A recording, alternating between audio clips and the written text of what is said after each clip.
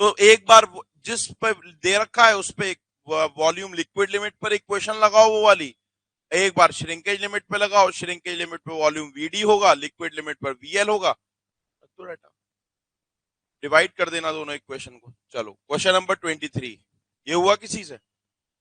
हाँ,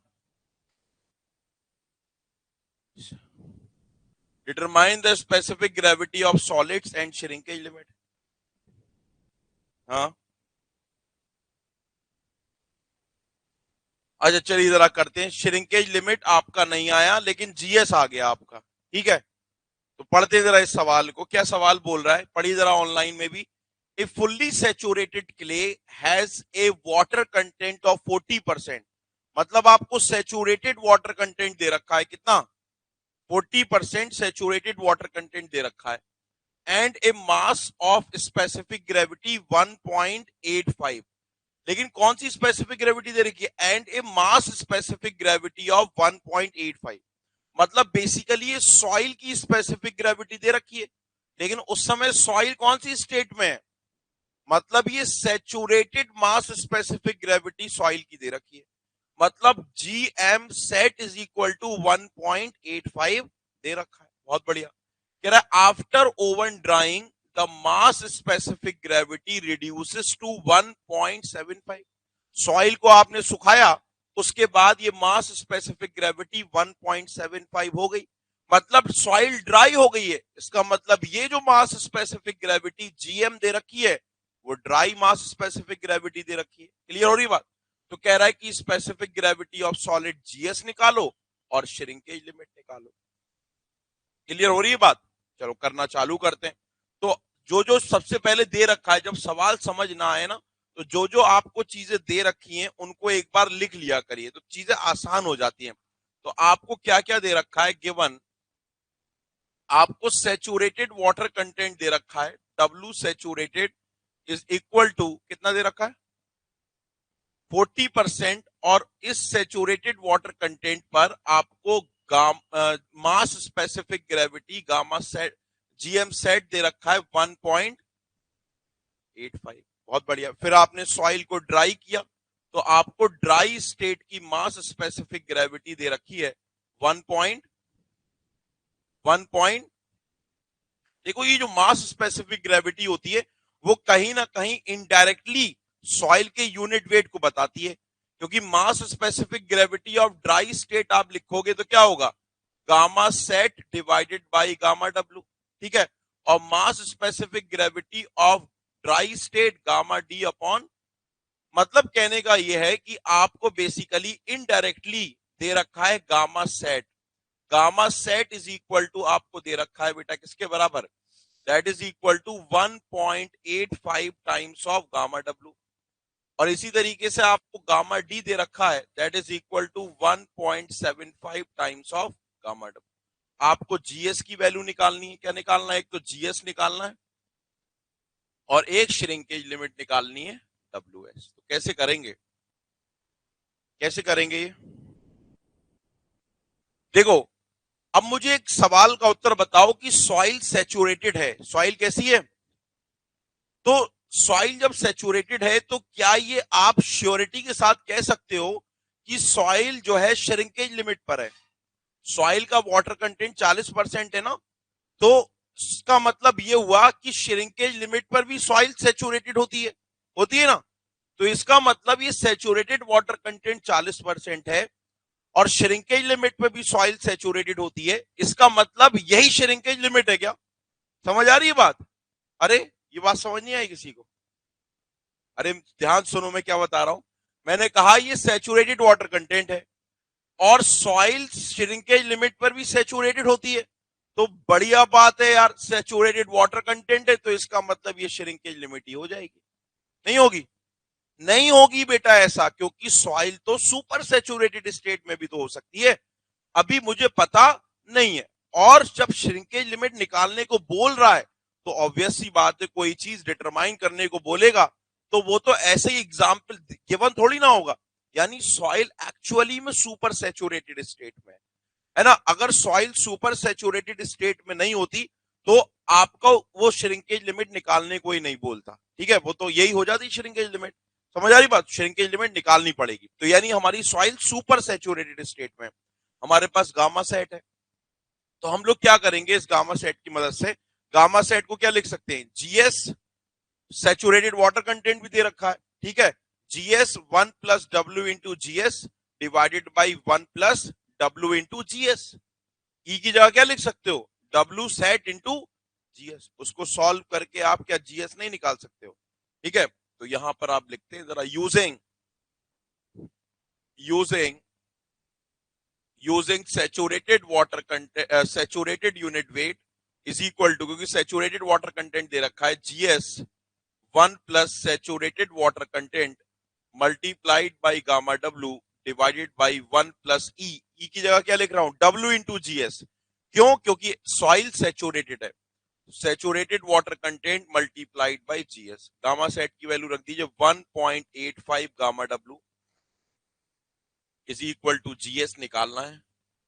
water content आपका दे रखा है 1.40%, 1.4 multiplied by gamma W divided by 1+ saturated water content 0.40 times of GS. तो इस गामा एस से ये चला गया। ऑन सॉल्विंग गामा की वैल्यू क्या आ रही है,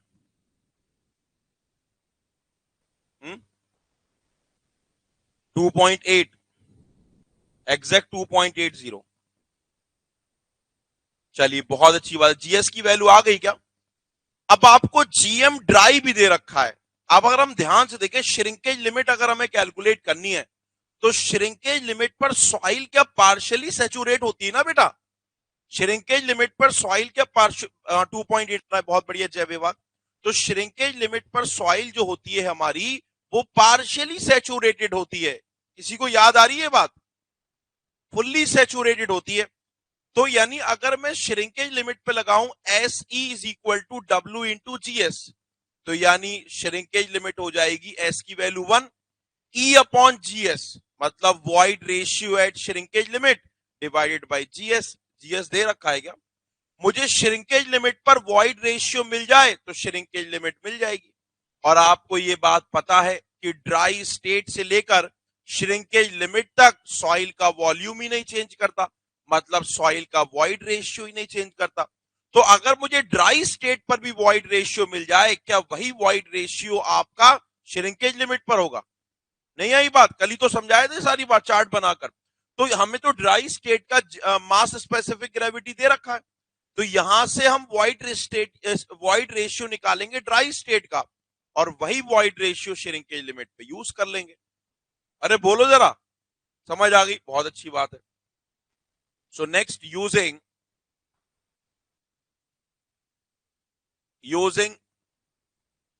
using gamma d is equal to GS gamma W divided by 1+E।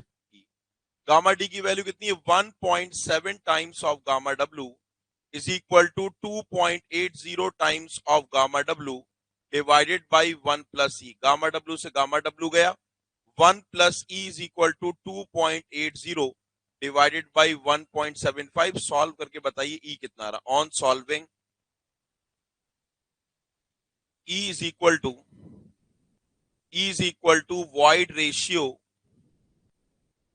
void ratio at dry state।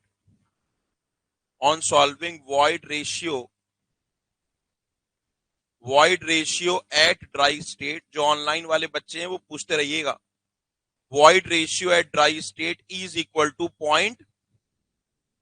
Exact 0.6 आ रहा है ड्राई स्टेट पे। क्या लिखेंगे, as the void ratio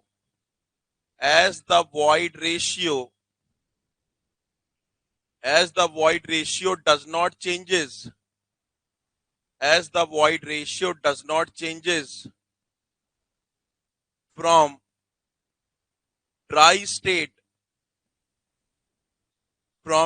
state to fully saturated state,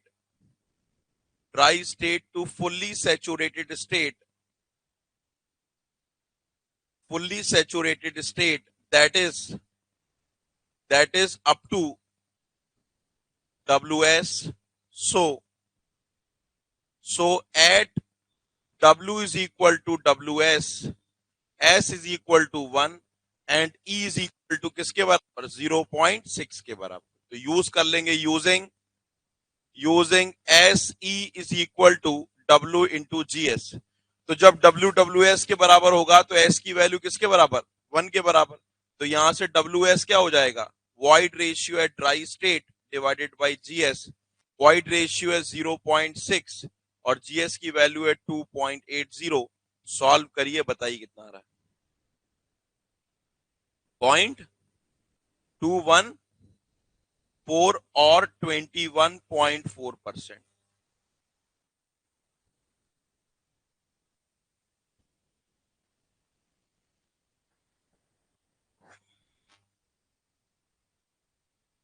.214 और 21.4% is the right answer. Back कर दूं? Note करिए जरा फटाफट से।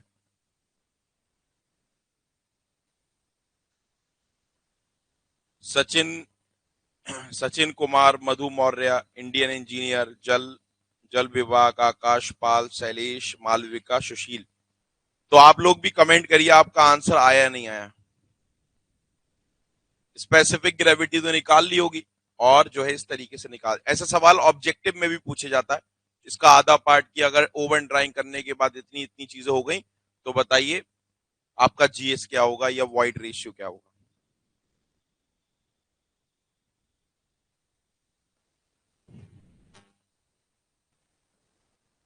सर गामा डी दिया है, वहां से वॉल्यूम ऑफ सॉइल निकाल कर VD is equal to weight of solids.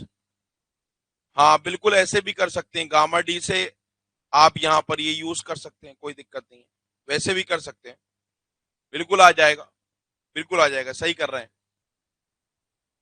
जैसा दिमाग क्लिक कर जाए वैसा कर सकते हैं। बहुत सारे तरीके होते हैं एक सवाल करने के। हो गया क्या सवाल? लिख लिया सबने? जल्दी जल्दी लिखो बेटा, ऑलरेडी हम आधा घंटा लेट है, तो अब थोड़ा स्पीड बढ़ाओ। और आज मुझे जल्दी जाना भी है, कुछ काम है। तो कल हमारी क्लास लंबी होगी, तो आप लोग सब खाना पीना लेकर आइएगा।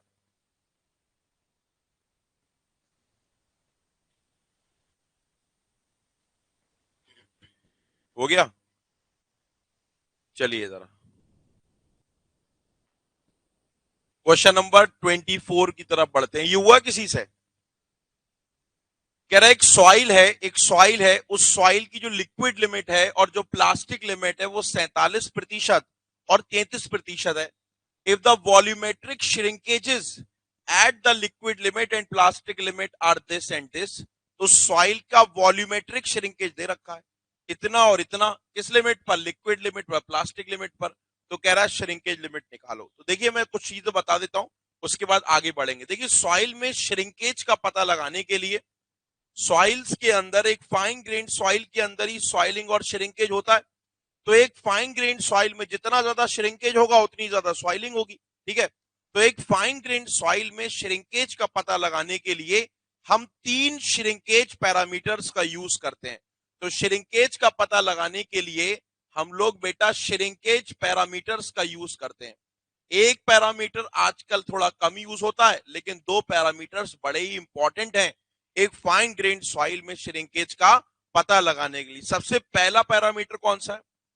The very first parameter to find the shrinkage in fine grained soil is called as shrinkage index।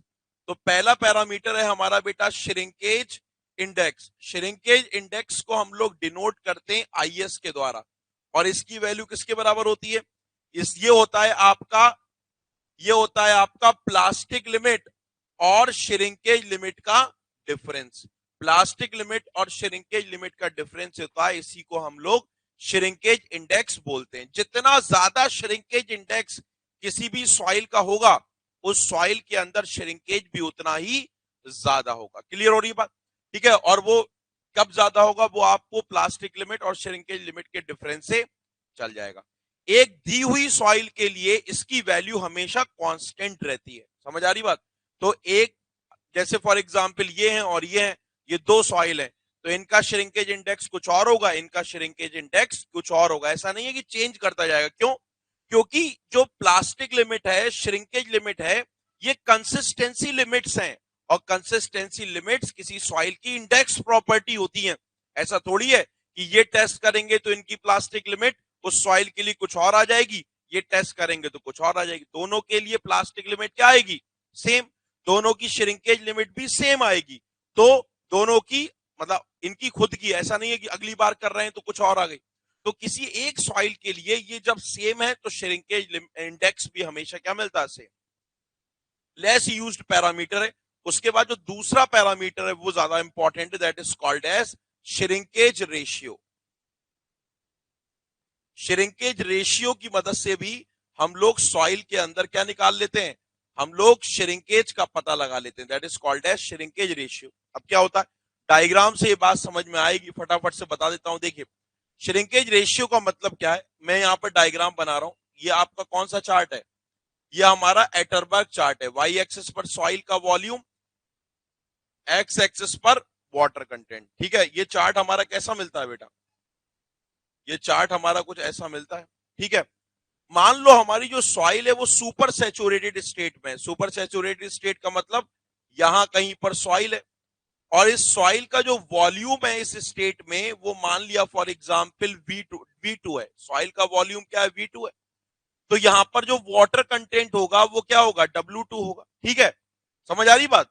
Volume V2 है, ये हमारी सॉइल की इनिशियल स्टेट है। अब सॉइल को हम सुखाना चालू कर रहे हैं, चाहे वो इवेपोरेशन के द्वारा हम सुखाएं, चाहे ओवन में रखकर सुखाएं। ठीक है, तो उसका वॉल्यूम क्या होगा? रिड्यूस होगा। तो मान लो फॉर एग्जांपल आपने सॉइल को सुखाया इवेपोरेशन के द्वारा या फिर ओवन में डालकर, तो उसका फाइनल वॉल्यूम V1 हो गया। जब वॉल्यूम V1 होगा तो उसका जो बेटा आपका वाटर कंटेंट हो जाए, सॉरी वाटर कंटेंट हो जाएगा, वो W1 हो जाएगा। यस और नो? तो आपने सॉइल को कहां से सुखाया? यहां से सुखाया। कहां तक सुखाया? यहां तक सुखाया। और अगर मैं पूछूं ये कौन सा वाटर कंटेंट है, तो आप बोलेंगे ये सर श्रिंकेज लिमिट है। यस और नो? मैं पूछूं ये कौन सा वॉल्यूम है, तो आप बोलेंगे सर ये ड्राई वॉल्यूम VD है। यस और नो? देखिए जरा ध्यान से सुनिए बात मेरी। श्रिंकेज रेशियो का मतलब क्या होता है, जरा देखिए यहां। देखिए जब सॉइल का वाटर कंटेंट W2% था तो सॉइल का वॉल्यूम कितना था? V2 था। जब सॉइल का वाटर कंटेंट W1 था तो सॉइल का वॉल्यूम कितना हो गया? V2। तो जब आपने सॉइल को W2 से W1 तक सुखाया, जब सॉइल को आपने W2 से W1 तक सुखाया या फिर आपने उससे पानी रिड्यूस करा, पानी कम किया, तो सॉइल का आयतन, सॉइल का वॉल्यूम भी V2 से V1 हो गया क्या? यानी जब आपने वाटर कंटेंट को चेंज किया W1 से लेकर, जब आपने वाटर कंटेंट में कितना चेंज किया? W2 minus W1। यहां से यहां तक W2 है, यहां से यहां तक W1 है। तो जब आपने सॉइल का वाटर कंटेंट चेंज किया W2 माइनस W1%, तो सॉइल के आयतन में कितनी कमी आई? सॉइल के आयतन में कमी आई V2 माइनस। कोई दिक्कत है क्या? मैं अगर पूछूं जब आपने सॉइल का water content W2 minus W1 घटाया तो सॉइल के आयतन में कमी आई V2 माइनस V1। मैं पूछूं इस आयतन में कमी बताओ किसके रेस्पेक्ट में? ड्राई वॉल्यूम के रेस्पेक्ट में। तो आप बोलेंगे कुछ मत करो, यहां VT से डिवाइड कर दो। तो इतना वाटर कंटेंट चेंज करने पर आयतन में इतनी कमी आई। तो अगर हमें एक यूनिटी वाटर कंटेंट को चेंज करूं, कितना परसेंट? 1% वाटर कंटेंट को सॉइल में चेंज कर दूं, है ना, घटा दूं, तो बताओ सॉइल का वॉल्यूम कितना चेंज हो जाएगा? That is V2 minus V1 divided by VD divided by W2 minus, और इसी को बोलते हैं हम लोग श्रिंकेज रेशियो। 1%, एकांक प्रतिशत वाटर कंटेंट को बदलने पर या घटाने पर किसी भी फाइन ग्रेन सॉइल का आयतन उसके ड्राई वॉल्यूम के रेस्पेक्ट में कितना घट जाता है, उसी को श्रिंकेज रेशियो बोला जाता है। तो श्रिंकेज रेशियो का फॉर्मूला क्या हो जाएगा? SR इज इक्वल टू जहां से सुखा रहे हैं वो वॉल्यूम, जहां तक सुखा रहे हैं वो volume, divided by dry volume of soil और डिवाइडेड बाई करस्पॉन्डिंग जो आपने वाटर कंटेंट लिया है W2 माइनस। ये श्रिंकेज रेशियो हो जाता है। कोई दिक्कत है किसी को? बोलो ना। ये श्रिंकेज रेशियो का फॉर्मूला है। इसको और अगर खोल के लिखें तो श्रिंकेज रेशियो क्या हो जाएगा, that is V2 minus V1 divided by VD multiplied by W2 minus. अब मुझे एक बात बताइए, क्या श्रिंकेज रेशियो एक सॉइल का क्या हमेशा कांस्टेंट रहेगा, या वो इस बात के ऊपर डिपेंड करेगा कि आप उस सॉइल को कहां से कहां तक सुखा रहे हैं, किस वाटर कंटेंट से किस वाटर कंटेंट तक सुखा रहे हैं। मतलब आपके जो वाटर कंटेंट को चेंज करने की जो सीमाएं हैं वो क्या है, उसकी रेंज क्या है, क्या उसके ऊपर डिपेंड करेगा क्या? बताओ जरा। मतलब ये श्रिंकेज रेशियो का फॉर्मूला आया, अगर मैं सॉइल को यहां से यहां तक सुखाता तो क्या इस सॉइल का एसआर बदल जाता क्या? देखते हैं जरा। देखो, अगर इस लाइन का स्लोप निकाला जाए तो देखो इन दो पॉइंट्स के बीच भी निकाल सकते हो, स्ट्रेट लाइन है। तो इस लाइन का अगर स्लोप निकालोगे तो क्या मिलेगा, y2 माइनस y1 मतलब v2 minus v1 divided by w2 minus w1। मतलब ये v2 minus v1 divided by w2 minus w1 क्या है, इस लाइन का स्लोप है। और ये तो स्ट्रेट लाइन है, और इस स्ट्रेट लाइन का स्लोप हमेशा क्या होता है बेटा, कांस्टेंट होता है ना। तो यानी ये स्लोप है इसका जो कि कांस्टेंट है। VT dry volume of soil है, वो भी कांस्टेंट है। यानी श्रिंकेज रेशियो एक गिवन श्रिंकेज रेशियो एक दी हुई सॉइल के लिए हमेशा एक कांस्टेंट पैरामीटर होता है। वो इस बात के ऊपर बिल्कुल भी निर्भर नहीं करता कि आप सॉइल को कहां से कहां सुखा रहे हैं। इस बात के ऊपर तो डिपेंड करेगा कि नहीं, इस बात के ऊपर कहीं भी डिपेंड नहीं करता आप सॉइल को कहां से कहां सुखा रहे हैं। आप V2 से यहां तक सुखाओ, आप V2 से यहां तक सुखाओ, या फिर आप V1 से श्रिंकेज लिमिट तक सुखाओ, कहीं से कहीं भी सुखाओगे इस सुपर सैचुरेटेड स्टेट में आपको श्रिंकेज रेशियो हमेशा क्या मिलेगा, सेम मिलेगा। इसीलिए जब भी एग्जाम में आता है ना सवाल, तो वो कभी भी ये नहीं बोलता कि shrinkage ratio at this water content, shrinkage ratio at liquid limit, shrinkage ratio at plastic, कभी नहीं बोलता वो। क्यों? क्योंकि श्रिंकेज रेशियो आप कहीं से कहीं भी सुखाओगे एक सॉइल के लिए हमेशा क्या मिलता है, कांस्टेंट। तो सॉइल को अगर मैंने V2 से V1 सुखाया तो फॉर्मूला ये मिला। तो अगर मैं सॉइल को V2 से VD तक सुखा दूं तब भी श्रिंकेज रेशियो सेम ही मिलेगा क्या? यस और नो? अगर सॉइल को मैं कहां से कहां तक सुखा दूं, सॉइल को अगर मैं बेटा यहीं V2 से कहां तक सुखा दूं, VD तक, तब भी श्रिंकेज रेशियो क्या मिलेगा, सेम। तो यानी वही वैल्यू इसके बराबर होगी। सुखा कहां से रहे, V2 से। कहां तक सुखा रहे हैं, श्रिंकेज लिमिट तक। वहां पर वॉल्यूम क्या है, VD divided by VD multiplied by कहां से सुखा रहे हैं, W2, कहां तक सुखा रहे हैं। तो इन दोनों की वैल्यू आपको क्या मिलेगी, सेम मिलेगी। तो ये हमारा श्रिंकेज रेशियो होता है। जितना इसकी वैल्यू ज्यादा होगी सॉइल में उतना ज्यादा श्रिंकेज होगा। ठीक है, कोई पूछ ले कि दो अलग अलग सॉइल में बताओ किसमें श्रिंकेज ज्यादा होगा, दोनों का श्रिंकेज रेशियो निकाल लो, जिसका श्रिंकेज रेशियो ज्यादा उसमें। ठीक है, और एक टाइप ऑफ सॉइल के लिए हमेशा कांस्टेंट होगा। वाटर के बदलने की सीमाओं पर जो चेंज कर रहे हैं आप, जो रेंज है वाटर कंटेंट की जिसको आप चेंज कर रहे हैं कहां से कहां तक, उसके ऊपर निर्भर नहीं करता। ये दूसरा श्रिंकेज को निकालने का पैरामीटर है। तीसरा कौन सा है, तीसरा एक और यहां पर बात याद रखिएगा, वो भी बता देता हूं कि जो श्रिंकेज रेशियो होता है ना, shrinkage ratio is also equal to mass specific gravity of the soil in dry state. अभी पढ़ा था ना GM ड्राई। तो किसी भी सॉइल का जो श्रिंकेज रेशियो होता है वो इसको प्रूव भी करते हैं और याद भी करा होगा आपने प्री में, GM ड्राई के बराबर होता है, मतलब gamma D upon gamma W के बराबर होता है। यहां से भी बताओ किसी सॉइल का गामा डी बदल सकता है, नहीं, गामा डब्ल्यू कांस्टेंट। तो श्रिंकेज रेशियो एक गिवन टाइप ऑफ सॉइल के लिए जब तक सॉइल नहीं बदलेगी तब तक जी हमारा श्रिंकेज रेशियो बदलने वाला। तो shrinkage ratio is also equal to mass specific gravity of the dry soil.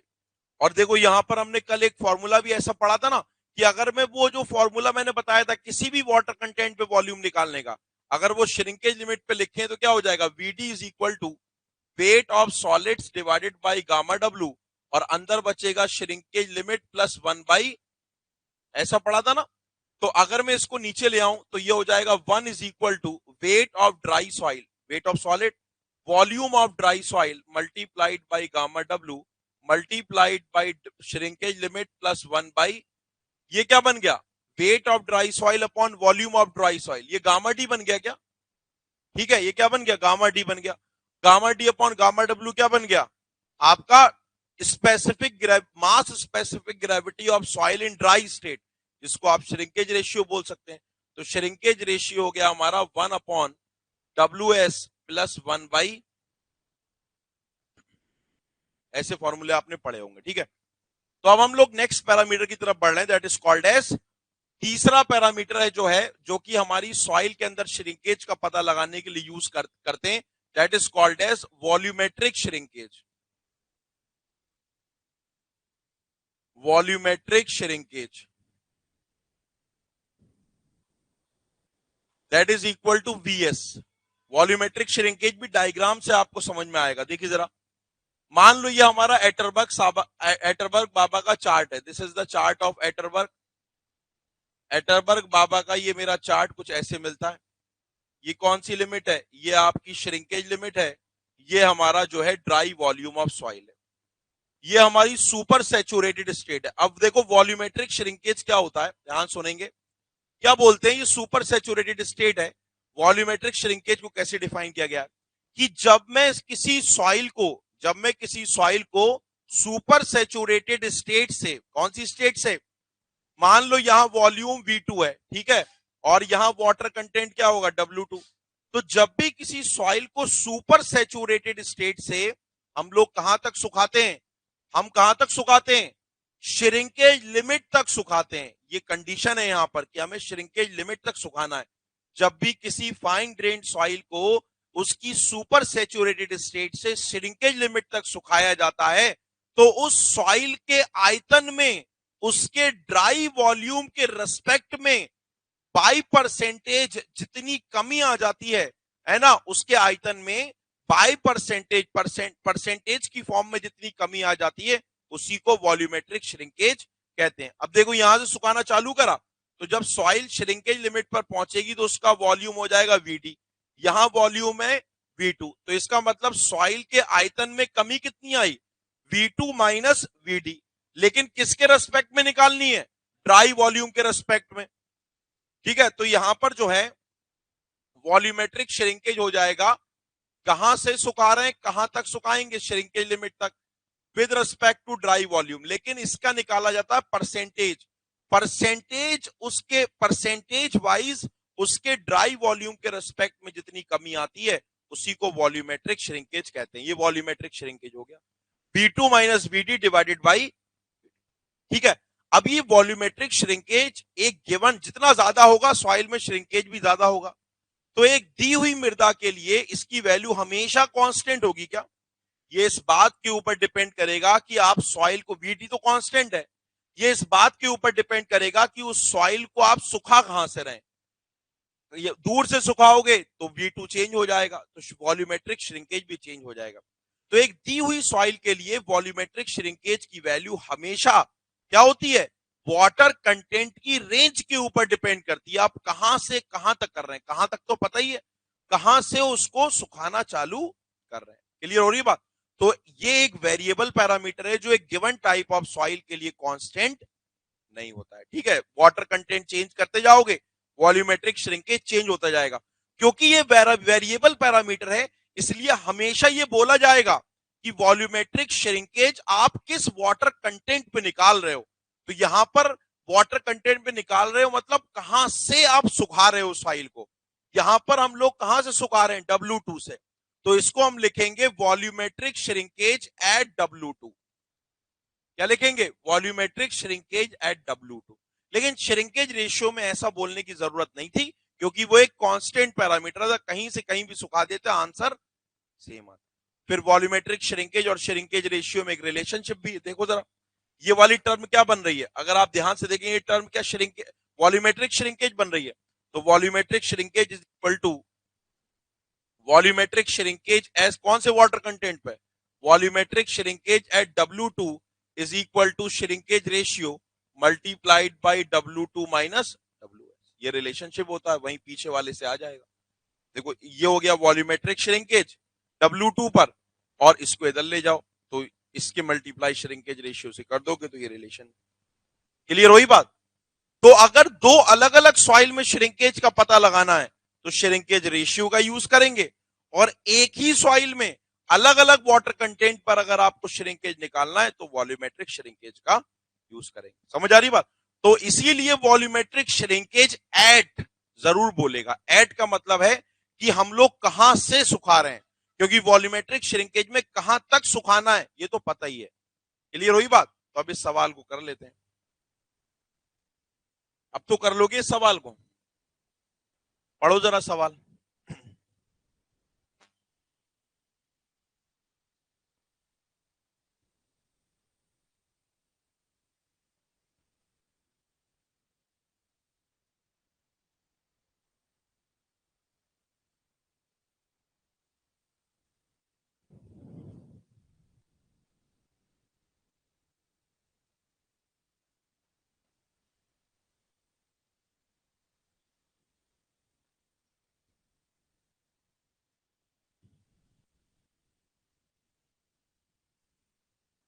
क्या लिखा है? Soil has a liquid limit and plastic limit of 47% and 33% respectively.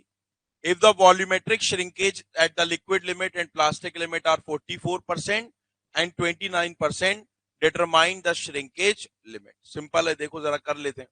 तो हमें जो जो डेटा दे रखा है उस डेटा से करते हैं, मुझे डेटा बताते जाओ। श्रिंकेज लिमिट कितनी दे रखी है बेटा? अरे श्रिंकेज लिमिट निकालना है। लिक्विड लिमिट और प्लास्टिक लिमिट दे रखी है। लिक्विड लिमिट कितनी और प्लास्टिक लिमिट 35। श्रिंकेज लिमिट अपन को निकालनी है। बहुत बच्ची। और क्या दे रखा है? Volume of soil, volumetric shrinkage at liquid limit, मतलब liquid limit at WL is equal to कितना, और वॉल्यूमेट्रिक श्रिंकेज और किस पे दे रखा है?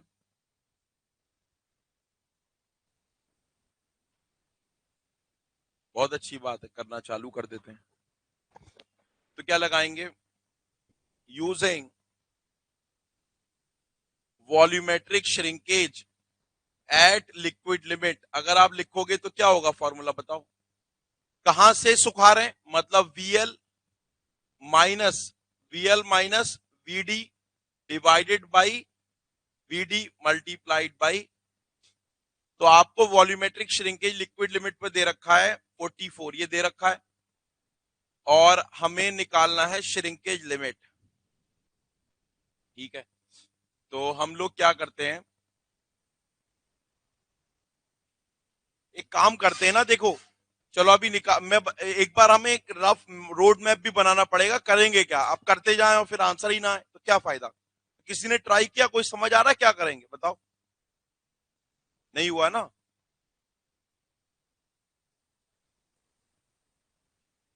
जो हमारे सॉइल का वॉल्यूम है ना, जो वॉल्यूम एट लिक्विड लिमिट है ना, वॉल्यूम एट लिक्विड लिमिट, ये VL क्या है? Volume at liquid limit. अगर इसको सॉल्व करोगे तो आपको वॉल्यूम VD की फॉर्म में मिलेगा, और जब आप श्रिंकेज लिमिट वाला वॉल्यूमेट्रिक श्रिंकेज करोगे तब वॉल्यूम एट प्लास्टिक लिमिट भी VD की फॉर्म में मिलेगा। हमें निकालना है श्रिंकेज लिमिट, तो फिर क्या करें? फिर देखो एक और हमारा रिलेशनशिप होता है जब हम पढ़ाते हैं कि जो ये एटरबर्ग चार्ट होता है ना, ये एटरबर्ग अभी आगे बता दूंगा, अभी निकाल लेते हैं। श्रिंकेज लिमिट कितनी है लिक्विड लिमिट पे? 0.44। वॉल्यूमेट्रिक श्रिंकेज है 0.44। VL minus VD divided by VD। ठीक है, तो इसको इधर लेके जाएंगे, ये हो जाएगा आपका VL is equal to 1.44 times of VD। ये लिख सकते हैं क्या? यस और नो? सिमिलरली आप यूज करेंगे volumetric shrinkage at plastic limit is equal to VP minus VD divided by VD multiplied by 100।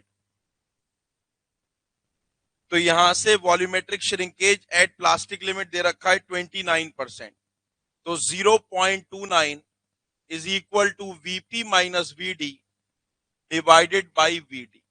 तो यहां से सॉल्व करेंगे तो वीपी की वैल्यू आ जाएगी 1.29 टाइम्स ऑफ वीडी। तो देखो हमें वॉल्यूम एट प्लास्टिक लिमिट मिल गया वीडी की फॉर्म में, वॉल्यूम एट लिक्विड लिमिट मिल गया वीडी की फॉर्म में। अब आपने अगर एटरबर्ग चार्ट को देखा हो तो एटरबर्ग चार्ट में एक और रिलेशनशिप होता है क्या, ये सॉइल का वॉल्यूम है।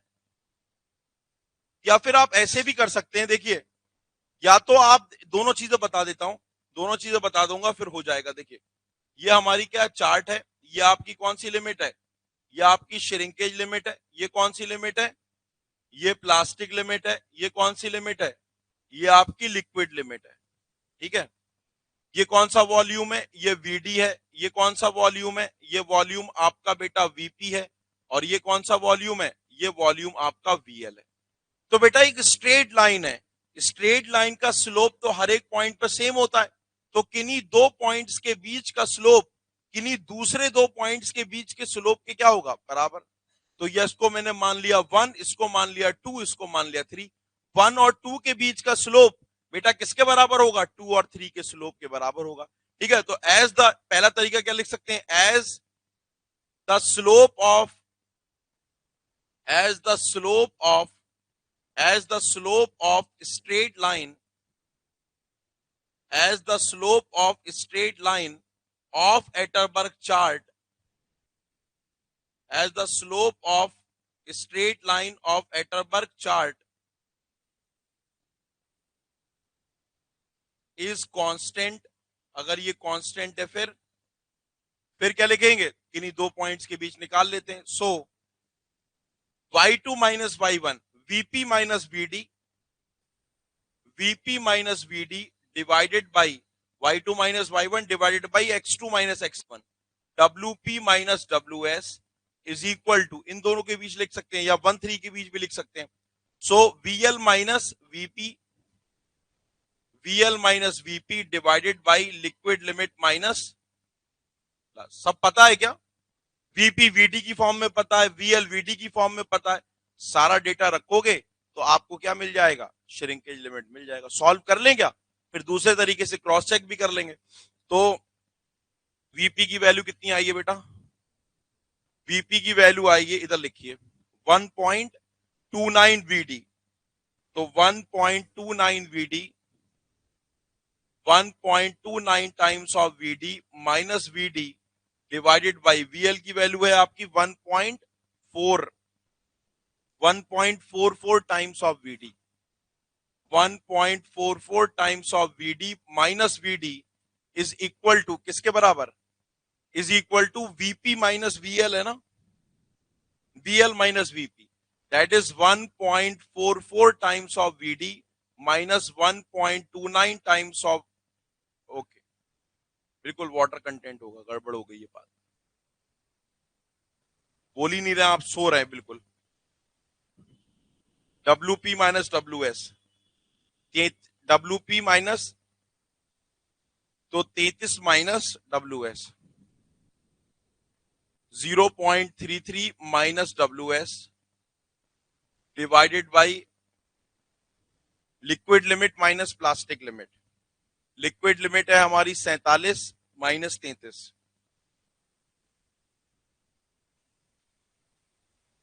देखो यहां से कॉमन लोगे तो VD कट जाएगा क्या, तो ये हो जाएगा 0.29 divided by 0.33 minus WS is equal to, इसमें माइनस करेंगे तो क्या आएगा, 29 में से 44 गए 39 और 0.15 डिवाइडेड बाई ये कितना आएगा 43 0.14। ठीक है, सॉल्व करके बताओ WS क्या आएगा,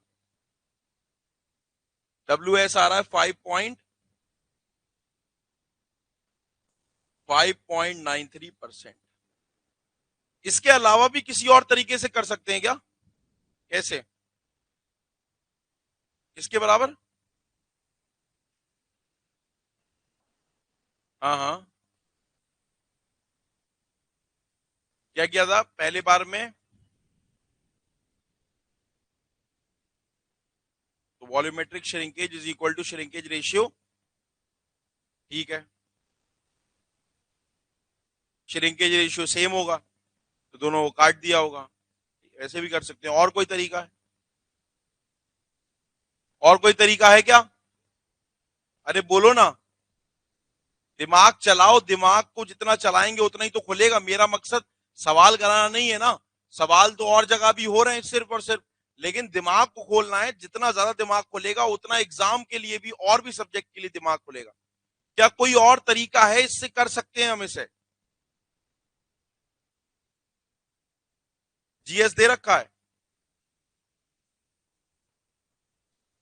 जीएस नहीं दे रखा है। कोई और मेथड है जिसके थ्रू हम कर सकते हैं इसे? बताओ, सोच पा रहे हो क्या? वो भी हो सकता है इतना ही लंबा पड़े क्योंकि जीएस दे नहीं रखा। देखो वीडी जो हमें वॉल्यूम दे रखा है ना, वो VD volume at liquid limit और वॉल्यूम एट प्लास्टिक लिमिट हमने निकाल ही लिया वीडी की फॉर्म में। तो अभी हमने किसी भी श्रिंकेज लिमिट के बाद कोई भी वाटर कंटेंट है उस पर निकालने का एक जनरल फॉर्मूला ड्राइव किया था ना, that V is equal to weight of solid upon gamma W into W plus 1/GS। ये किया था नहीं किया था? तो अगर मुझे श्रिंकेज लिमिट निकालनी है तो फॉर्मूला क्या हो जाएगा? VD is equal to weight of solid upon gamma W, ठीक है, multiplied by shrinkage limit plus 1/GS। इसी तरीके से अगर लिक्विड लिमिट पे ये फॉर्मूला लिखें तो फॉर्मूला क्या हो जाएगा आपका? 1.44 times of VD is equal to 1.44 times of VD is equal to weight of solid upon gamma W multiplied by liquid limit plus 1/GS। और इसी तरीके से प्लास्टिक लिमिट पे लिखें तो 1.29 times of gamma W wait of solid upon gamma W multiplied by plastic limit plus 1/GS।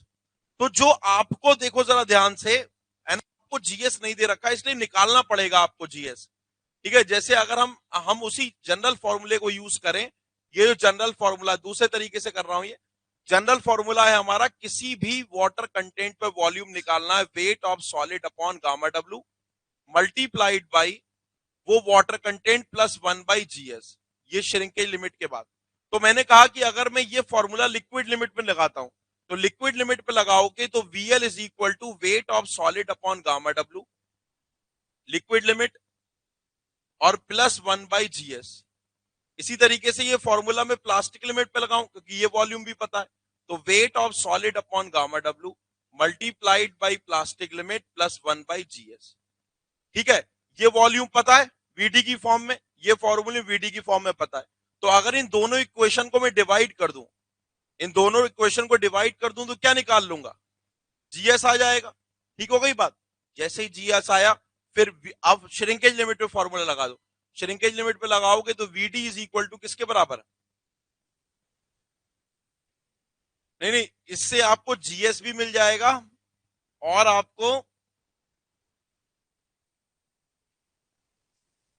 एक second रुकिए, इससे आपको इन दो इक्वेशन को सॉल्व करोगे ना, इसमें कितने अननोन है? एक वेट ऑफ सॉलिड अननोन है और एक जीएस अननोन है। दो इक्वेशन है, दो वेरिएबल है, साथ ही साथ आपको वेट ऑफ सॉलिड्स भी मिल जाएंगे, लेकिन वेट ऑफ सॉलिड्स आपको वीडी की फॉर्म में मिलेंगे जहां तक, नहीं वीडी की फॉर्म में, हाँ वीडी की फॉर्म में मिलेंगे वेट ऑफ सॉलिड्स। जब आप इसको सॉल्व करेंगे ना तो डिवाइड करेंगे तब तो जीएस मिलेगा। जब एक बार जीएस आ जाएगा, यहां पर वैल्यू रखोगे तो आपको वेट ऑफ सॉलिड वीडी की फॉर्म में नहीं मिलेगा, दो चीजें मिल जाएंगी। फिर आप फॉर्मूला लगा दोगे VD is equal to weight of solid upon gamma W multiplied by shrinkage limit plus 1/GS, ठीक है। तो वेट ऑफ सॉलिड निकाल लिया, जीएस आपने निकाल लिया, VD आपको, ये VS, इस VS के अंदर VD होगा, कट जाएगा, तो वहां से आप श्रिंकेज लिमिट निकाल सकते हैं। या फिर हमने ऐसा भी पढ़ा था अभी कि जो हमारा श्रिंकेज रेशियो होता है that is equal to 1 upon shrinkage limit plus 1/GS, ठीक है, ये होता है ना। तो या तो श्रिंक आपको वो दे रखे ना, दो स्टेट में वाटर कंटेंट और वॉल्यूम, नहीं दे रखे?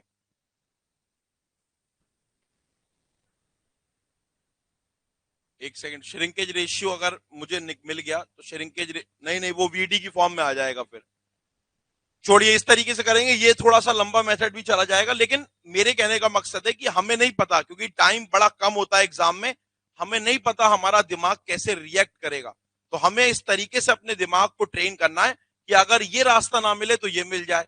जैसे कभी गेम वेम खेलते हो ना आप, है ना, अगर आप गेम में मजा आता है आप लोगों को, तो गेम में बचपन में भी गेम खेला हो, जैसे मेरे जमाने में तो आपको नहीं पता, लेकिन मेरे जमाने में वो चलता था, मारियो है, कॉन्ट्रा है, ये सब गेम्स हम खेलते जाके 2-2 3-3 रुपए में वीडियो गेम ऑफिस में। और वो चलता था टेकन 3, है ना, अभी भी चलता, पता नहीं कौन से लोग खेलते हैं, बच्चे ही खेलते होंगे। तो बेसिकली वहां पर होता था ना कि भाई ये कर लें ये कर लें, दिमाग चलता था।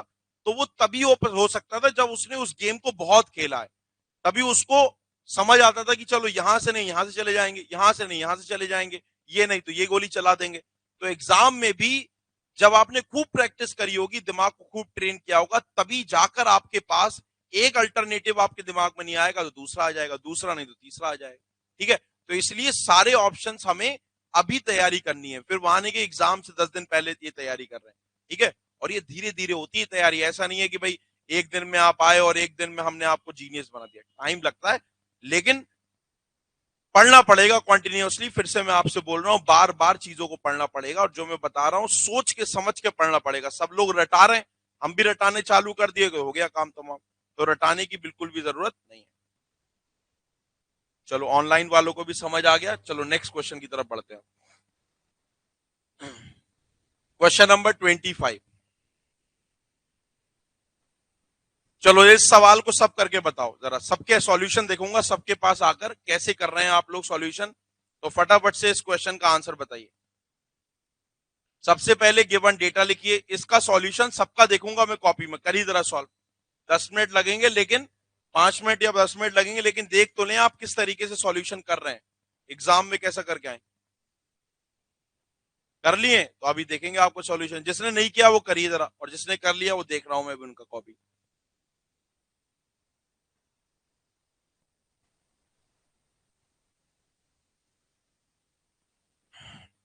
कर लिया आपने, दिखाइए कॉपी।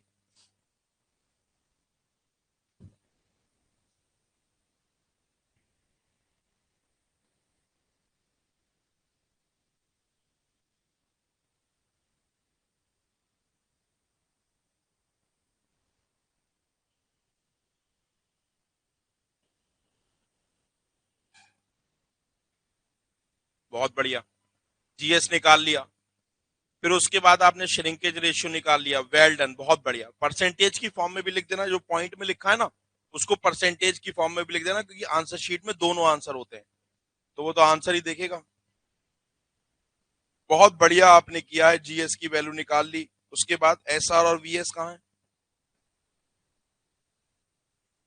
पहले ही निकाल लिया वीएस। जो पहले पार्ट दिया हो ना वो पहले निकाला करो, क्योंकि जब आपके पास सॉल्यूशन आएगा ना मेरे पास चेक करने को एग्जाम में, मैं एग्जामिनर हूं, तो जो आंसर आपको बाद में पूछा गया वो नीचे लिखा होगा। तो परेशान नहीं करना एग्जामिनर को, वे ढूंढने लगे अरे जीएस निकाला इसने नीचे लिख दिया ऊपर लिख दिया, तो कहेगा अरे यार ये तो बकलोल है ना, दिक्कत हो जाएगी, फिर काट लेगा मार्क्स, तो फिर आप बोलोगे। तो इन्होंने बहुत अच्छे से सॉल्यूशन करा है। ठीक है, तो और दिखाइए, ये क्या है, कहाँ है, कहाँ से शुरू हुआ है, यहां से शुरू करा आप लोगों ने, बहुत बढ़िया। आपके 10 नंबर आए, 10 नंबर का क्वेश्चन है, तो आपको एग्जामिनर सिर्फ 5 नंबर देगा। कौन सा फॉर्मूला यूज करना है मैंने फिर बताया है, कि जो प्रीलिमिनरी वाली आदत है वो आपको छुड़ानी है। बार बार कॉपी पे पेन घिसना है, कितना भी आलस आए कि यार बड़ी बोरियत वाला काम है ये, लेकिन ये बड़ी बोरियत वाला काम सिर्फ आपकी नहीं, आपके आने वाला जो पुश्तैनी खानदान है ना, जो आपका खानदान आगे बढ़ेगा आपके बाद, उसका भी जो है फ्यूचर है वो बदल दे। आप समझते हैं इस बात को, मैं आपको बता रहा हूं, आपको अपनी, अगर जैसी आपकी फैमिली अब तक चलती आ रही है वैसे चलना है तो कोई दिक्कत नहीं है, जिंदगी सबकी कट रही है, लेकिन बदलना है तो कुछ अलग करना पड़ेगा। ढंग से करिए सॉल्यूशन, रफ कॉपी में भी कर रहे हैं तो ढंग से करिए।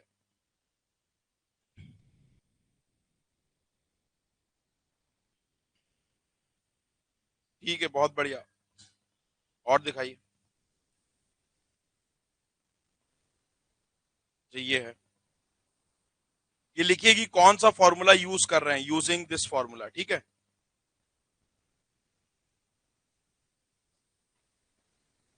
नहीं कहाँ है, थोड़ा सा जो है ना कंजूसी कम करिए, थोड़ा पैसा खर्च कर लीजिए। 2-4 रुपए खर्च हो जाए, पेपर खर्च हो जाए, कोई दिक्कत नहीं है। अभी जीएस निकाला, ठीक है। और बताइए, और किसने किया?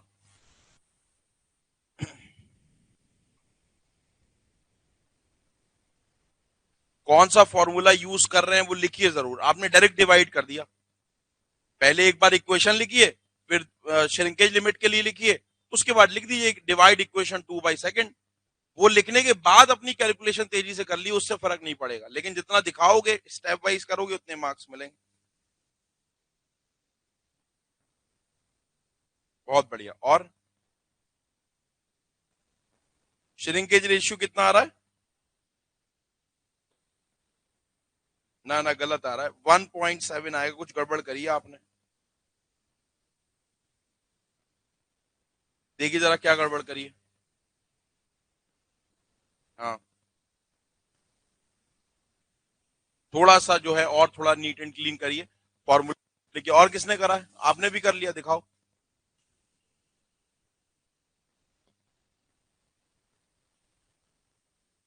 हाँ, आंसर तो आपका बिल्कुल सही आया। थोड़ी सी जो है ना, थोड़ा सा सुधार करिए, ठीक है। सुधार किसमें करना है? ताकि एग्जामिनर को समझ आए कि आप लिख क्या रहे हैं। घिचड़ विचड़ मत करिए, ठीक है। खिचड़ी मत बनाइए, बिल्कुल। ठीक है, तो आई होप आपका सबका हो गया होगा, ऑनलाइन में भी सबका हो गया। अगर किसी का नहीं हुआ तो फ्रेंकली बताइए, मैं करा दूंगा इसका सॉल्यूशन। बहुत सारे बच्चों ने सही किया है, बिल्कुल सही आ रहा है। जीएस 1.75, 70.2%, बिल्कुल सही है। तो किसी को अभी भी डाउट है इस सवाल में, ऑनलाइन या ऑफलाइन, बता दीजिए, मैं इस सवाल को करा दूंगा। बताइए बेटा, शर्माइए मत, करा दें क्या?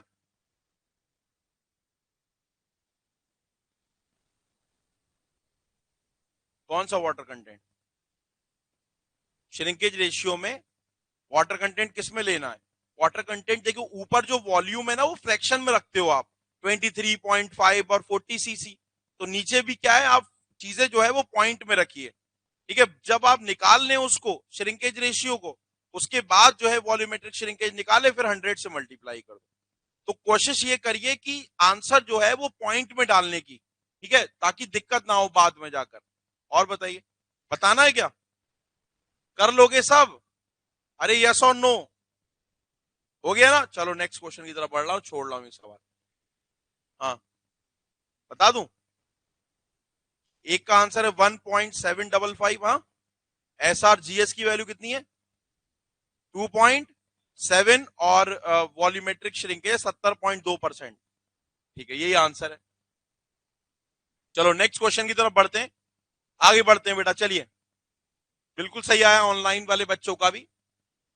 क्वेश्चन नंबर 26, इधर देखिए जल्दी से। The liquid limit and plastic limit of a soil are 50% and 25% respectively when the soil was dried from its state at liquid limit। ध्यान सुनेंगे, एक सॉइल की लिक्विड लिमिट दे रखी है, एक सॉइल की प्लास्टिक लिमिट दे रखी है, बहुत अच्छी बात है। कह रहा है when the soil was dried, जब इस मृदा को सुखाया गया, कहां से? फ्रॉम इट्स स्टेट, उसकी अवस्था, एट लिक्विड लिमिट, कहां से सुखाया गया? जब सॉइल को सुखाया गया उसकी लिक्विड लिमिट वाली अवस्था से, तो the decrease in the volume was 40% of the volume at liquid limit. तो जब आप सुखाओगे तो कहां तक सुखाओगे बताओ? अरे सूखना तो कहां तक होगा? श्रिंकेज लिमिट तक। वॉल्यूम रिडक्शन श्रिंकेज लिमिट तक तो ही होगा। समझ आ रही है बात? दिमाग में घुस रही? पूछ लूंगा, अभी टाइम कम है इसलिए नहीं पूछ रहा हूं, ठीक है। तो कह रहा है जब सॉइल को लिक्विड लिमिट से सुखाया गया तो उसका जो वॉल्यूम में चेंज आया, घटा, वॉल्यूम जो घटा वो घटा 40% of its volume at liquid limit. तो वॉल्यूम रिड्यूस कितना होगा बेटा? लिक्विड लिमिट से अगर सॉइल को सुखाओगे तो वॉल्यूम घटेगा कितना? VL minus VD. सुखाया वीएल से, कहां तक सुखाएंगे? वीडी तक। तो वॉल्यूम में घटन कितना होगा? कितना रिड्यूस रिडक्शन होगा? VL minus VD. और कह रहा है ये जो रिडक्शन है वॉल्यूम में, जो वॉल्यूम में आपकी जो कमी आई है वो किसके बराबर है? 40% of volume at liquid limit, मतलब 0.4 टाइम्स ऑफ वीएल। ठीक हो गई बात? ये इक्वेशन बन जाएगी। फिर क्या बोल रहा है, when it was मतलब soil, when it was dried from its state at plastic limit, जब इसको प्लास्टिक लिमिट से सुखाया गया, मतलब अब सॉइल को प्लास्टिक लिमिट से सुखा रहे हैं, the volume decrease was 20% of the volume at plastic limit। तो जब प्लास्टिक लिमिट से सुखाओगे तो सॉइल के वॉल्यूम में कमी कितनी आएगी, वीपी माइनस वीडी, और ये किसके बराबर दे रखा है, 20% of VP, volume at plastic limit. तो कह रहा है determine the shrinkage limit and shrinkage, कर लोगे, ट्राई करो जरा सब लोग, ट्राई करो अपनी कॉपी में फटाफट से।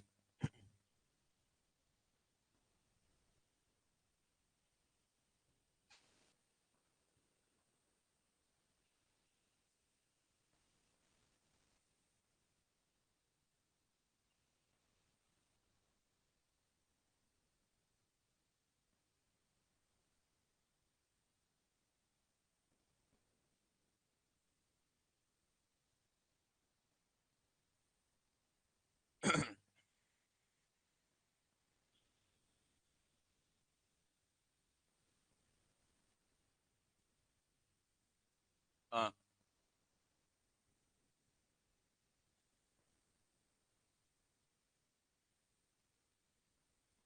क्या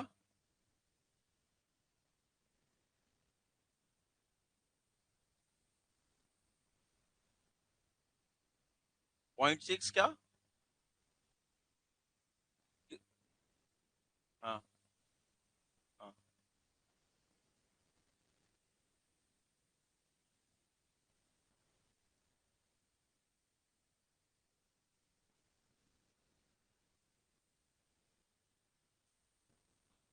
मैं पहले देख लूं, आप क्या ये बोल रहे हो कि वीडी बराबर, वीडी बराबर 0.6 वीएल, नहीं ऐसे कैसे हो जाएगा, वो तो अभी देख, अभी मैं लिख रहा हूं, अभी देख लेना, अभी मैं डेटा लिख लूं पहले, फिर उसके बाद ही बता। चलिए जो जो डेटा है फटाफट से लिख लेते हैं। सबसे पहले आपको लिक्विड लिमिट क्या दे रखी थी, लिक्विड लिमिट 50%, प्लास्टिक लिमिट 25%। कह रहा है सॉइल को जब हम लिक्विड लिमिट से श्रिंकेज लिमिट तक सुखा रहे हैं, when the soil is dried, when the soil is dried from liquid limit, from liquid limit to shrinkage limit, तो वॉल्यूम कितना रिड्यूस हो रहा है बेटा, कितना, लिक्विड लिमिट से श्रिंकेज लिमिट तक सुखाओगे तो VL माइनस VD, और ये किसके बराबर है, ये है आपका 40%, 0.4 times of volume at liquid limit, यही तो दे रखा है। तो इसको आप इधर ले जाइए, तो ये हो जाएगा 0.6 times of VL is equal to VD, तो VL कितना आ जाएगा 1.67, 1.67 times of VD। Similarly when the soil is dried, when the soil is dried from, when the soil is dried from plastic limit to shrinkage limit, ऐसा मत to मत लिखिए, क्योंकि सुखाएंगे तो वाटर कंटेंट तो जीरो हो जाएगा ना। when the soil is dried from liquid limit और when the soil is dried from plastic limit, shrinkage limit तक थोड़ी ना सुखा रहे हैं हम, तो जब वाटर कंटेंट जीरो हो रहा है वहां तक सुखा रहे हैं, बट वॉल्यूम श्रिंकेज लिमिट के बाद कांस्टेंट हो गया, ठीक है। तो वॉल्यूम कितना चेंज हुआ, वीपी से जब सुखाया तो वीपी माइनस वीडी, ये किसके बराबर है, 20% of volume at plastic limit, तो ये हो जाएगा आपका 0.8 times of VP is equal to VD के बराबर। तो यहां से वीपी निकालेंगे तो कितना आ जाएगा 1.25 टाइम्स ऑफ वीडी। अब तो आपको वीपी भी मिल गया, वीडी भी मिल गया, लिक्विड लिमिट भी है, प्लास्टिक लिमिट भी है। तो हमारे पास 6 चीजें हैं, liquid limit, plastic limit, shrinkage limit और volume at liquid limit, volume at plastic limit, volume at shrinkage limit. तो 6 पैरामीटर हैं, इनमें से 5 पता है आपको, अगर इनमें से अगर आपको 5 पता है और एक नहीं पता तो काम हो जाएगा। अब अगर आप देखो जरा, वीएल पता है, वीपी पता है वीडी की फॉर्म में, मतलब तीनों पता है और दो ये पता है, तो आप क्या है वो उस लाइन के स्लोप को क्या कर दीजिए, पर आप 2 पॉइंट के बीच इक्वल कर दीजिए। सो क्या लिखेंगे, as slope of line, slope of straight line, slope of straight. आप अगर आप चाहो तो अगर आपके पास समय है ना तो बगल में डायग्राम भी बना देना, तो लिक्विड लिमिट श्रिंकेज लिमिट दिखा देना, तो कोई दिक्कत नहीं होगी और समझ आ जाएगा। As the slope of straight, as the slope of straight line of Atterberg chart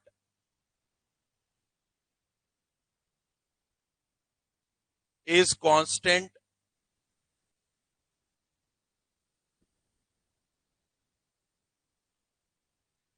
तो फटाफट से निकाल लीजिए, VL minus VD divided by VP divided by W L minus W S is equal to, किसी के बीच निकाल लीजिए, कोई फर्क नहीं पड़ता, VP minus VD divided by W P minus, तो यहां से जो है हमारा लिक्विड वीएल, सारी डेटा रख दीजिए, वीएल की वैल्यू है आपकी 1.67, वीपी की है 1.25, 1.67 VD minus VD divided by liquid limit है 0.50 माइनस श्रिंकेज लिमिट, पॉइंट में रख रहा हूं तो आंसर भी पॉइंट में आएगा, VP 1.25 times of VD minus VD divided by 0.25 times 0.25 minus shrinkage limit, तो ये हो जाएगा 0.67 divided by 0.50 minus shrinkage limit is equal to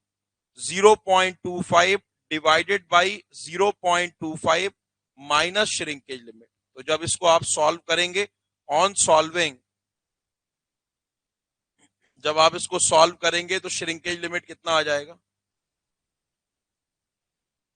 करिए जरा सॉल्व, अब तो कर सकते हो ना सॉल्व, अब तो नहीं आएगा सबका अलग अलग, निकालिए जरा सब लोग अपने कैलकुलेटर से सॉल्व करिए।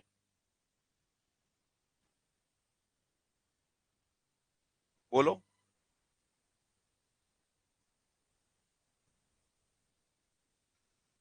जीएस निकाल लें पहले और किसी एक इक्वेशन में रख लें।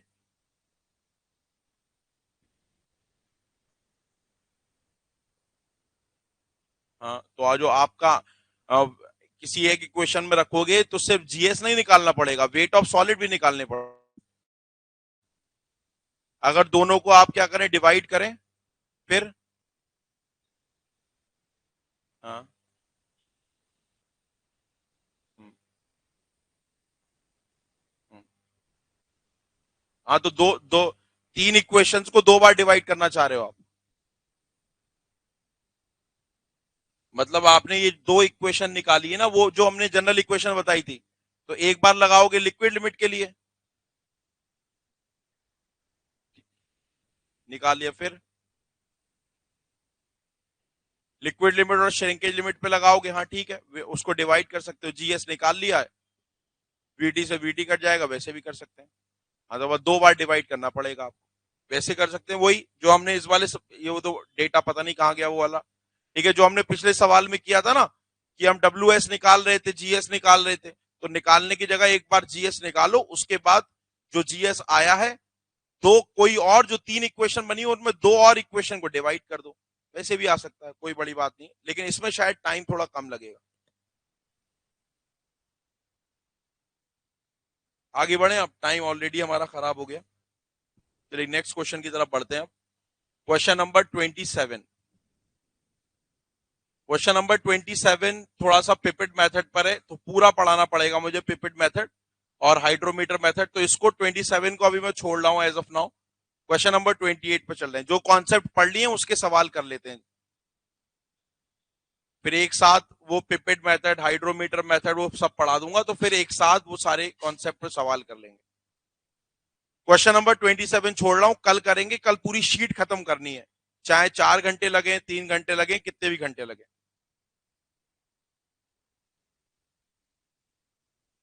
सही आ रहा है जय विभाग का आंसर, चलिए इस क्वेश्चन को सॉल्व करिए।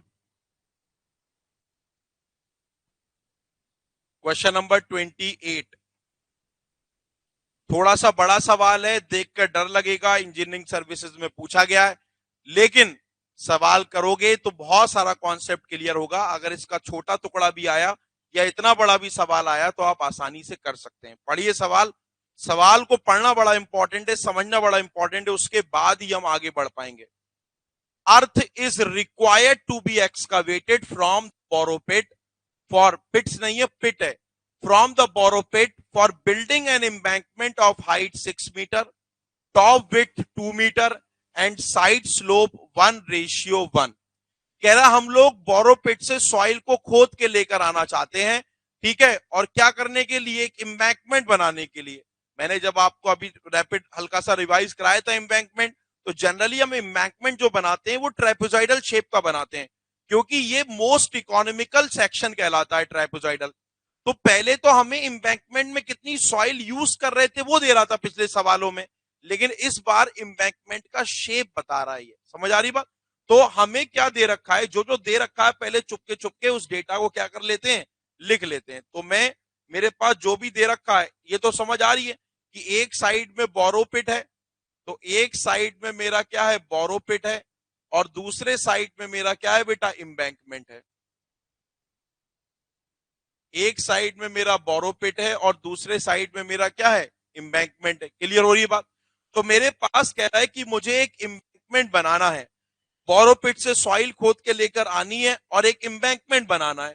अर्थ is required to be excavated, earth को एक्सकावेट करना पड़ेगा, सॉइल को खोद के लेकर आना पड़ेगा। कहां से? बोरोपिट से, खतान से। क्या करने के लिए? For building an embankment of height 6 metre, top width 2 metre and side slope 1:1, side slope 1:1।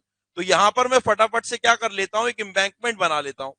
सो मान लीजिए फॉर एग्जाम्पल ये मेरा एम्बैंकमेंट है, तो ये मेरा फॉर एग्जाम्पल एम्बैंकमेंट मुझे बनाना है। इसकी टॉप विड्थ दे रखी है, तो इसकी बॉटम विड्थ भी होगी एक, तो इसकी बेटा इस तरीके से एक बॉटम विड्थ भी होगी और इसका एक साइड स्लोप भी होगा। हाँ, तो वही तो कर रहा हूं बेटा मैं। टॉप विड्थ दे रखी है ना, तो इसकी बॉटम विड्थ भी होगी और साइड स्लोप भी होगा। तो मैं वो ये ट्राइपोजाइडल सेक्शन बना रहा हूं उसका।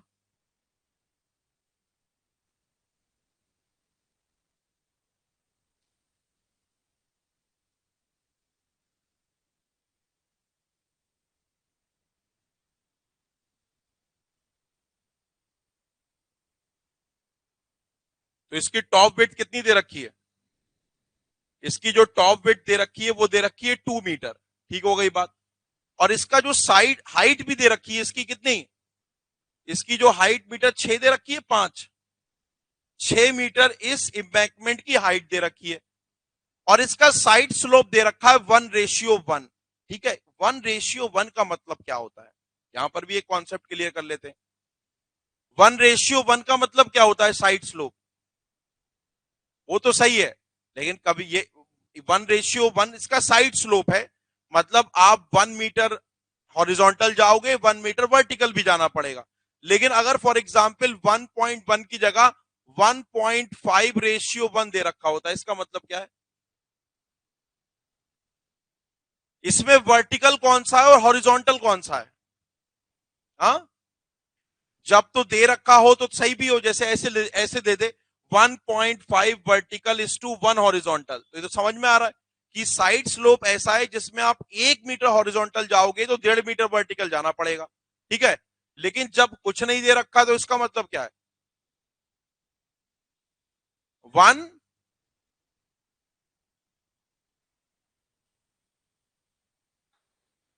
हमेशा क्या होता है जब कुछ नहीं दे रखा तो पहला वर्टिकल और दूसरा क्या है, हॉरिजॉन्टल। यहां तो 1:1 है, ठीक है, तो यहां पर 1:1 है, तो ये हो गया 1:1, 1 वर्टिकल इज टू 1 हॉरिजॉन्टल। तो कह रहा है आगे पढ़ते हैं जरा, और क्या पढ़ते हैं, और क्या बोल रहा है, एम्बैंकमेंट ये बनाना है। कह रहा था unit weight of undisturbed soil, soil undisturbed कहां पर होगी, बोरोपिट के अंदर, तो the unit weight of undisturbed soil in the wait condition, मतलब पार्शियली सैचुरेटेड कंडीशन में यूनिट वेट है 18 and it's natural water content is 8%। तो गामा टी आपको दे रखा है बोरोपिट की सॉइल का। द गामा टी जो आपको बोरोपिट की सॉइल का दे रखा है that is gamma T of borrow pit is equal to 18 kilo newton per metre cube. बहुत बढ़िया। और वाटर कंटेंट कितना दे रखा है बोरोपिट का? 8%। जो जो दे रखा है लिखते जाओ, काम होता जाएगा। चलिए जरा आगे पढ़ते हैं जरा सवाल। कह रहा था dry density required in the embankment is 20 metre cube with water content of 10%। Soil को ट्रांसपोर्ट करके लेकर जाओगे, 8% बोरोपिट पे था, पानी भी डालना पड़ेगा और कुटाई भी करनी पड़ेगी, और एम्बैंकमेंट में सॉइल का यूनिट वेट कितना करना पड़ेगा? 20 kilo newton per metre cube. और वाटर कंटेंट आपको करना पड़ेगा 10, यानी गामा डी ऑफ एम्बैंकमेंट आपको दे रखा है बेटा कितना? That is equal to 20 kilo newton per metre cube, और वाटर कंटेंट आपको बढ़ा देना है, दैट इज इक्वल टू 10%। ये आपको दे रखा है, बहुत अच्छी बात है। आगे पढ़ते हैं जरा, सवाल पढ़ते जाते हैं और लिखते जाते हैं। The specific gravity of solids is 2.7। सवाल में क्या पूछा है? Estimate the quantity of earth required to be excavated in the borrow area to construct 1 meter length of the embankment। कह रहा है कि मैं बताओ बोरो एरिया से कितनी क्वांटिटी, क्वांटिटी का मतलब वॉल्यूम, कितनी क्वांटिटी ऑफ अर्थ, कितनी सॉइल खोद कर लेकर आऊं, एक्सकावेट करके लाऊं, ताकि मैं 1 मीटर लेंथ का एम्बैंकमेंट बना सकूं। समझ आ रही बात? तो 1 मीटर लेंथ का एम्बैंकमेंट बना सकूं, उसके लिए कितना क्वांटिटी ऑफ सॉइल, मतलब कितना वॉल्यूम ऑफ सॉइल खोद के लेकर आएंगे। तो देखिए, अगर आप 1 मीटर क्यूब ऑफ एम्बैंकमेंट बनाते हैं तो ये 1 metre, for example this is, तो मान लिया ये फॉर एग्जांपल आपका 1 मीटर है, तो 1 मीटर लेंथ क्या होगी? इनसाइड लेंथ ही तो होगी बेटा 1 मीटर। तो इनसाइड लेंथ एम्बैंकमेंट की 1 मीटर है, दिस इज द 1 मीटर।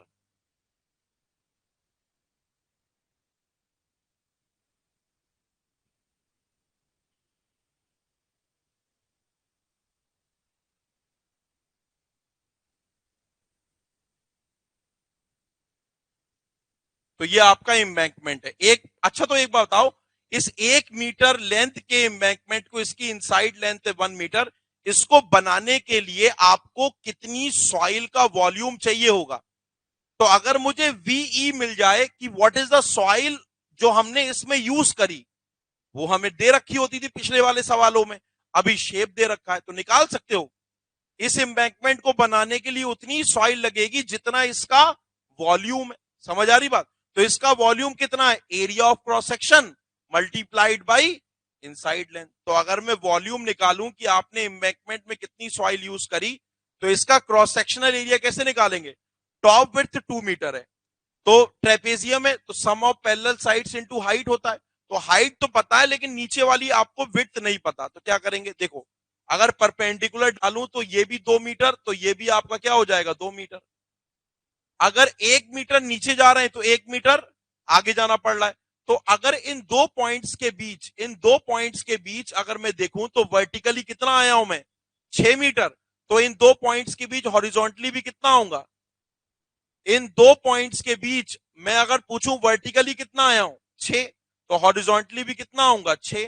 तो 6 6 12 और 2 आपकी ये है ही। तो आपकी कितनी हो जाएगी ये बॉटम बिट? यहां से यहां तक हो जाएगा आपका 14 मीटर। ठीक है, तो volume of soil which is used in embankment is equal to area of cross section half sum of parallel sides, parallel sides का sum 2 plus 14 multiplied by height कितनी है? 6। ये हो गया एरिया, और बेटा लेंथ कितनी है? 1। तो कितना हो गया ये? 48 मीटर। ये आपने निकाल लिया। अब तो बड़ा आसान हो गया सवाल, करके बताओ जल्दी से। अब एम्बैंकमेंट में आपको कितनी सॉइल खोद के लेकर कितना यूज करेंगे वो निकाल लिया, तो फिर आप दूसरी जगह निकाल सकते हैं। नंबर ऑफ जय विभाग ने निकाल भी दिया, बहुत बढ़िया।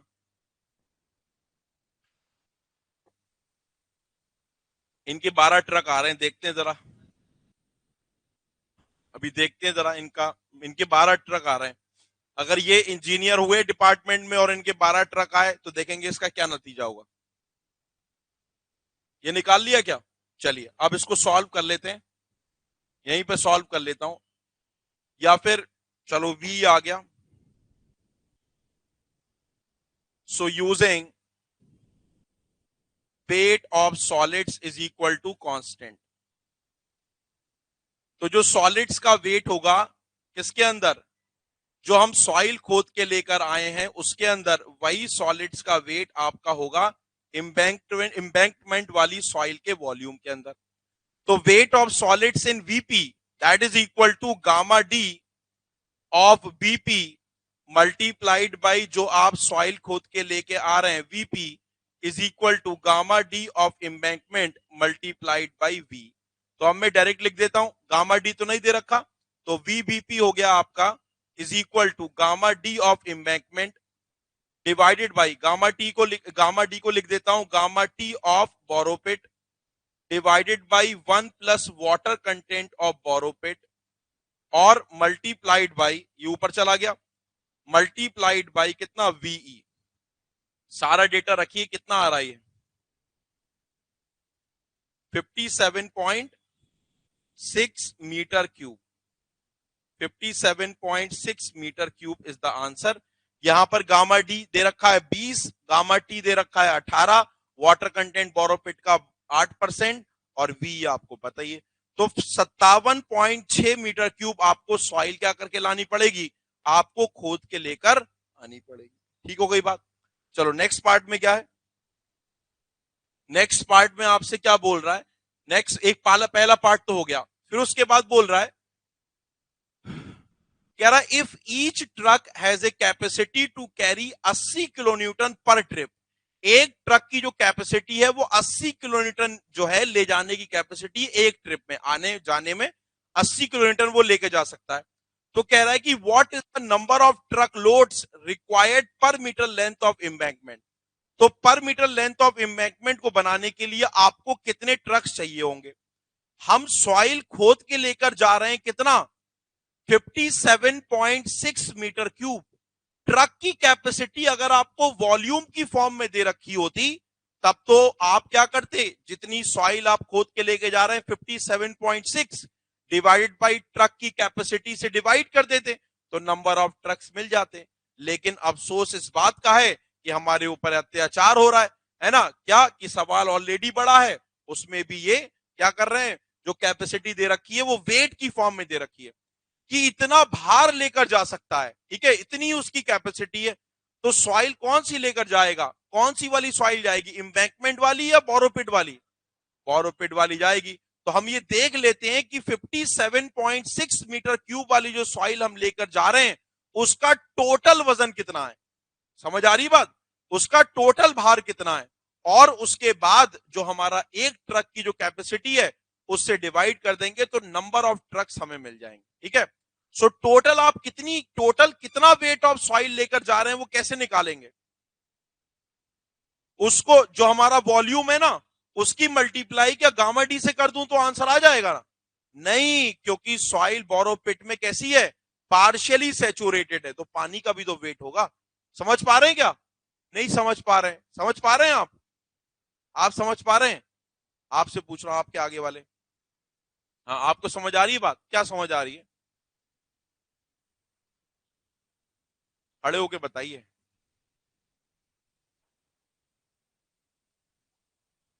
हाँ हम डिस्कशन किसका कर रहे हैं, क्या निकाल रहे हैं हम,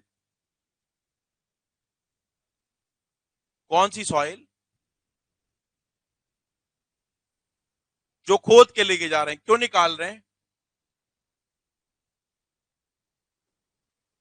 कितने नंबर ऑफ ट्रक्स हम लेकर जा सकते हैं, ट्रक कितना लोड लेके जा, कितने नंबर ऑफ टाइम्स ट्रक लेके जा सकता है, ट्रक के लोड्स उसको निकालना चाहते हैं। सही बता रहे हैं, तो बिल्कुल जो है जिंदा रहिए क्लास में। तो हम लोग टोटल सॉइल कितनी खोद के लेके जा रहे हैं वो निकाल लेते हैं, ट्रक की कैपेसिटी पता है तो काम हो जाएगा। तो उसका दूसरा पार्ट करते हैं, total weight of एक्सकावेटेड soil, total weight of एक्सकावेटेड soil, इसको मैंने मान लिया WVP इज इक्वल टू किसके बराबर हो जाएगा, gamma T of VP multiplied by आप जितनी सॉइल खोद के लेके जा रहे हैं। तो ये WVP कितना हो जाएगा, गामा टी कितना बेटा,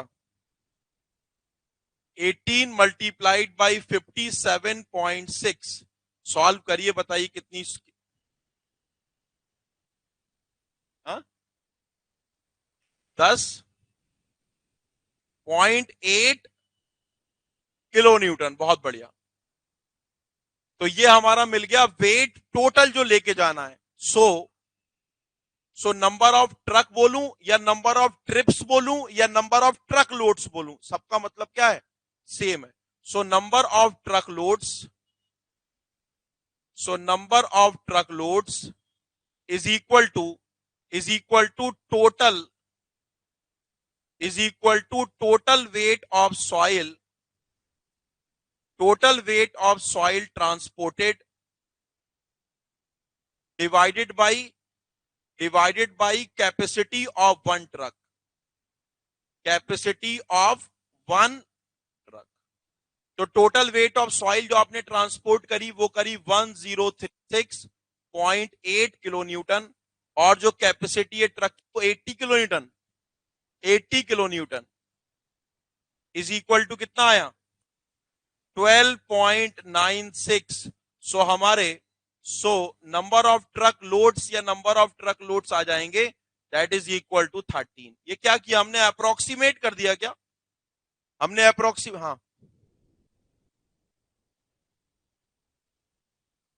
हाँ, आपकी जो सॉइल आपने खोदी है जो ट्रक में भर के लेके जाओगे वो पार्शियली सैचुरेटेड अवस्था में है ना, वेट अवस्था में। हाँ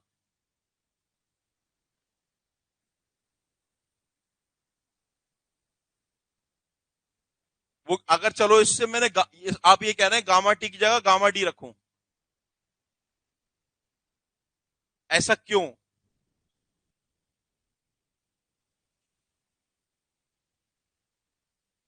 ड्राई लेके कहां निकाला है, ड्राई मान के निकाला है मैंने, देखो जरा, ये जो मैंने वॉल्यूम निकाला है ड्राई मान के निकाला है क्या, नहीं, देखो ना यहां गामा डी लिखा है लेकिन इस गामा डी को कन्वर्ट नहीं कर लिया गामा टी में। ये आप शायद बोरोपिट जिस दिन पढ़ाया था उस दिन नहीं आए थे क्या आप, देखो हम सिर्फ सूखी सॉइल थोड़ी लेके जा रहे हैं, पानी, सॉइल वेट है, उसके अंदर पानी भी है, पानी का भी भार होता है। चलिए, तो हाँ जी, मैं ये कह रहा था इसको अप्रोक्सीमेट कर दिया क्या हमने, समझ आ रही बात, 12.96 को अप्रोक्सीमेट कर दिया, नहीं, 12.96 ट्रक्स का मतलब क्या है कि 12 ट्रक तो पूरा का पूरा अपनी कैपेसिटी से भरकर जाएंगे 80 किलो न्यूटन, और जो 0.96 है, जरा 80 से मल्टीप्लाई करना है इसे, 0.96 को 80 से मल्टीप्लाई करो, तो ये जो बची हुई सॉइल है 0.76 किलो न्यूटन वो कौन से ट्रक में जाएगी, वो 13वें ट्रक में जाएगी, मतलब जो 13वां ट्रक जाएगा वो थोड़ा सा खाली जाएगा, इसको अप्रोक्सीमेट नहीं करा है। इसमें मैं ये बताना चाह रहा हूं कि 12 ट्रक तो भर के जाएंगे और एक ट्रक पार्शियली फेल जाएगा। तो जिस इंजीनियर साहब ने 12 ट्रक बताए थे तो वो तो दिक्कत कर देगा फिर, है ना, एम्बैंकमेंट में सॉइल ही गलत पहुंचाओगे, वो बोलोगे 12 ट्रिप की जरूरत है, 12 बार ट्रक जाएगा आएगा जाएगा, उन्होंने पैसा तो बचा लिया ट्रांसपोर्टेशन कॉस्ट, लेकिन सॉइल कम पड़ जाएगी, एम्बैंकमेंट पूरा का पूरा आपका 48 मीटर क्यूब का बन ही नहीं पाएगा। क्लियर हुई इतनी बात, और अगर 48 मीटर क्यूब का बना भी दिया तो आप डेंसिटी गड़बड़ कर दोगे, समझ आ रही बात, और डेंसिटी गड़बड़ कर दी तो शेयर स्ट्रेंथ गड़बड़ हो गई, शेयर स्ट्रेंथ गड़बड़ होगी तो सब कुछ गड़बड़ हो जाएगा, समझ आ रही बात। चलो जरा आगे नेक्स्ट पार्ट क्या है इसका, नेक्स्ट पार्ट तो आसान है, 13 ट्रक आएंगे, well done.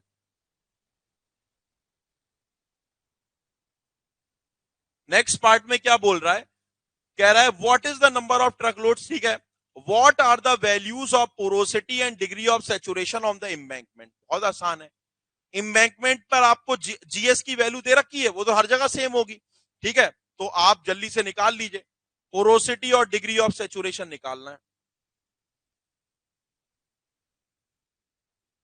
Eight embankment. Porosity कैसे मिलेगी, आपको गामा डी दे रखा है क्या, तो using gamma d of embankment is equal to GS gamma W divided by 1 plus void ratio of embankment.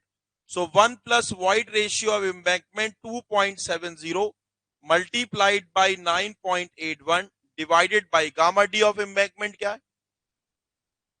हाँ 20. सॉल्व करिए और void ratio of embankment बताइए. 0.324, लेकिन हमें ये निकालना नहीं है. फिर again using n e is equal to e upon 1 plus, solve करके बताइए 0.324 डिवाइडेड बाई 1 प्लस 0.324 कितना आ रहा है?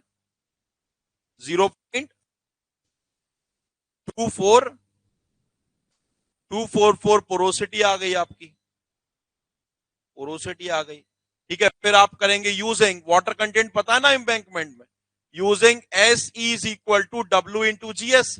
एम्बैंकमेंट का वॉइड रेशियो, एम्बैंकमेंट का वाटर कंटेंट, एम्बैंकमेंट का डिग्री ऑफ सैचुरेशन. तो एम्बैंकमेंट का डिग्री ऑफ सैचुरेशन हो गया water content at embankment multiplied by GS divided by void ratio at embankment. तो वाटर कंटेंट एट एम्बैंकमेंट कितना है बेटा? 10% है, मल्टीप्लाइड बाई 2.7 और वॉइड रेशियो एम्बैंकमेंट में कितना है? 0.324. सॉल्व करिए और बताइए. 0.83833, उसके बाद या फिर जो है हमारा पॉइंट के 4 डिजिट तक निकालिया करिए. 83.33% इज द. सवाल देखने में तो बड़ा था लेकिन बहुत आसान सा सवाल था.